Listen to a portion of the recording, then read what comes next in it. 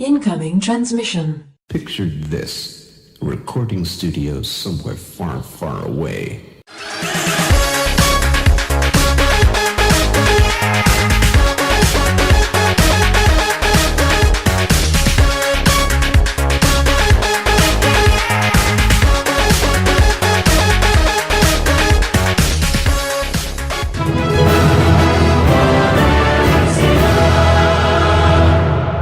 Welcome, Watchers of Illusion, to my Castle of Confusion.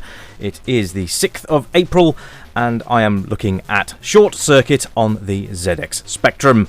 Yes, based on the movie of the same name. So let's have a look at this. Right, well, the sprites are nice. It actually looks like Johnny 5, which is always a plus. So this is kind of a search and find stuff and solve puzzles type section of the game. There are two sections of this game. There is this one, and then there is another one where you are outrunning robots and trying to reach a destination of sorts. It's not bad. I had this game way back when I had my Specky. One thing I do like is the music. It's really, really nice. The positioning of the doors is weird because you've got to be sort of literally dead center on them. So to actually get through the doors, you've got to be really central point on them, and that's really quite difficult to do, especially on joystick, which is what I'm playing on today. I'm on a Kempston, but you might find it easier on keys. You can redefine your keys, as you saw in the start. There are lots of options to choose from for various controls, which is always nice. I mean, this is quite nice as well. It's nicely laid out. I mean, I don't think there's anything in here that's going to be of too much consequence either. I think it's a lot of searching and finding objects and finding out what you do with those objects, basically. So at the moment we've only got the link option, which you can see in the bottom right hand corner of your screen in the nice magenta box there. As far as it goes, there's not a lot to talk about when it comes to interface or anything like that. You've got a clock down there, which I think either ticks down. I think you've got 5.5 minutes in which to do this, and we're going to go and find the computer now, which will give us more options. And here we are. So basically, we uplink with this computer here, and those programs there, search, use, and read, those are commands that you can now use. Now, the way that you select your different interface options is basically just by hitting the fire button when you're away from things. So if I want to search something, I need to select search and then go and put myself right next to the object and then hit search. That's pretty standard. Same with use, same with read, and there will be some more options later, I believe. I think you can drop, break, and other stuff as well. But you've got to find the terminals in which to do it. And I found a blue pass card. So this is what you're looking for. You're looking for objects that are going to help you out in the game. So there's probably going to be a door somewhere that requires that key. I'm still in search mode here. I'm sure there's a door. Yeah, okay, that door's locked. See what I mean? If I don't take myself away from the door, I just keep searching it. So I've got to actually move away and select use. So I'll do that in a minute. But you can see it's pretty nicely laid out, this game. But again, there's no urgency really. Our time goes up, not down. There you go. I'm on 5:32 now. Yeah, there's no urgency in the game. There's nothing here that can kill you. It's just basically trying to find your way out. I mean, I don't remember this being in Short Circuit, quite honestly. Bit of a strange sort of take on the movie, I suppose. But oh well, never mind. It's not a bad game actually. It's just there's a lot of roaming around vacant rooms, which is it's not that entertaining, unfortunately.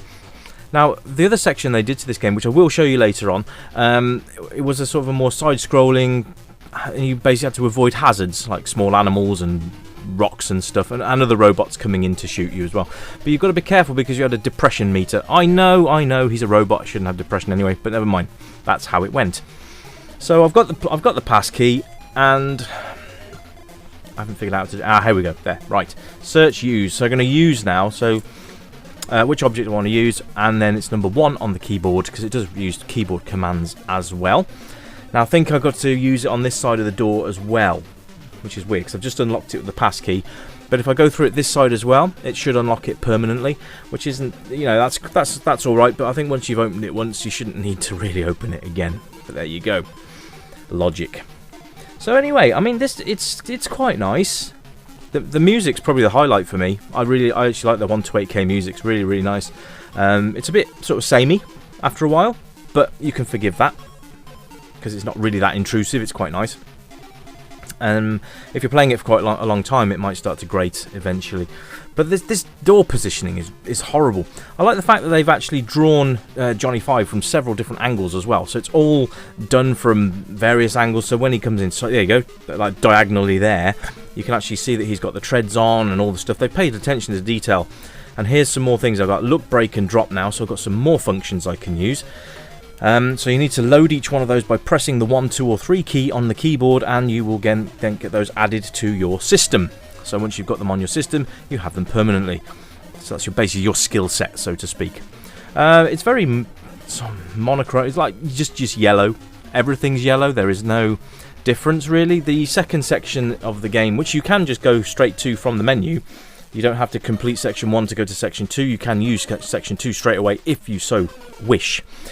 Sorry there was no review yesterday, by the way, guys. I had to reformat my PC, so I've had to reinstall absolutely everything, and that includes the video capture stuff and getting that all set up straight. So thanks for bearing with me on that. You know, to infinity and beyond and all that stuff.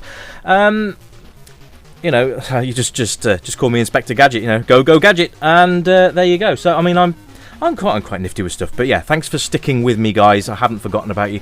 I wasn't giving up the review or anything, so don't panic. I will hopefully be getting back on tomorrow and doing another one for you then as well, and we'll make up for lost time. So this is basically yesterday's review. Anyway, back to it. As you can see, there's very little to do. It's just literally gliding around rooms, trying to find stuff that you can do. It's not really very entertaining. I mean, even the second section, which is stupidly hard, by the way. But I'll take you through that in just a moment.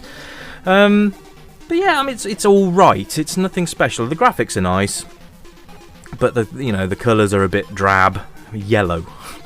Couldn't have picked any other colours but yellow. I mean, the Spectrum can do more than this. That's my point.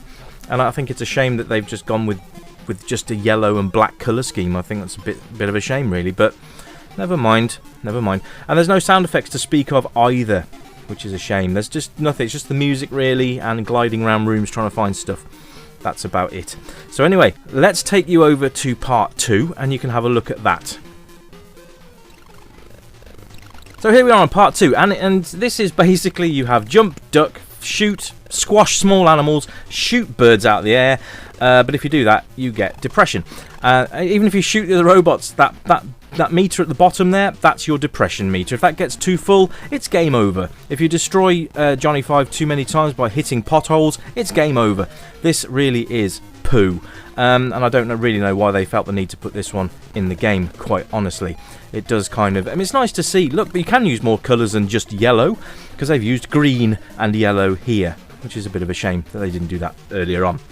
Anyway, guys, this has been the Retro Revival Show for the 6th of April. I've been Rich, and thank you very much for tuning in. Remember to like, share, and subscribe for all future content coming your way. Remember to click on the little bell, by the way. That will keep you up to date with anything new. Anyway, that's it for me, guys. Thanks very much, and I'll see you again tomorrow. Take care. Bye-bye.